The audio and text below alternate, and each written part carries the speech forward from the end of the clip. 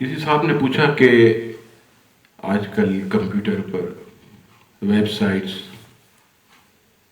اور فیس بک یوٹیوب اس پر کئی قسم کی چیزیں آتی ہیں، لہٰذا کمپیوٹر کا استعمال، انٹرنیٹ کا استعمال، یوٹیوب کا استعمال، فیس بک کا استعمال، واٹس ایپ کا استعمال یہ کرنا کیسا؟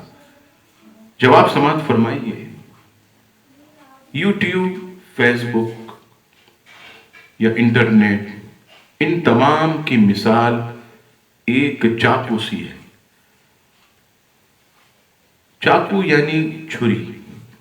جس طرح آپ اس سے اچھا کام بھی لے سکتے ہیں اور نقصان دہ کام بھی لے سکتے ہیں، اسی چاقو سے آپ پھل بھی کاٹ سکتے ہیں، سبزی بھی کاٹ سکتے ہیں، اس سے آپ کو فائدہ پہنچتا ہے۔ اسی چاقو سے آپ کسی کو قتل بھی کر سکتے ہیں، کسی کو نقصان بھی پہنچا سکتے ہیں۔ یہ اب آپ کے ہاتھ میں ہے۔ لہذا اگر کوئی انٹرنیٹ، فیس بک، واٹس ایپ، یوٹیوب کے ذریعے لوگوں تک اچھا پیغام پہنچاتا ہے، دین کی خدمت کرتا ہے، قرآن و سنت کے مطابق وہ کام کرتا ہے، لوگوں تک حق بات پہنچاتا ہے، تو اس میں کوئی مذائقہ نہیں۔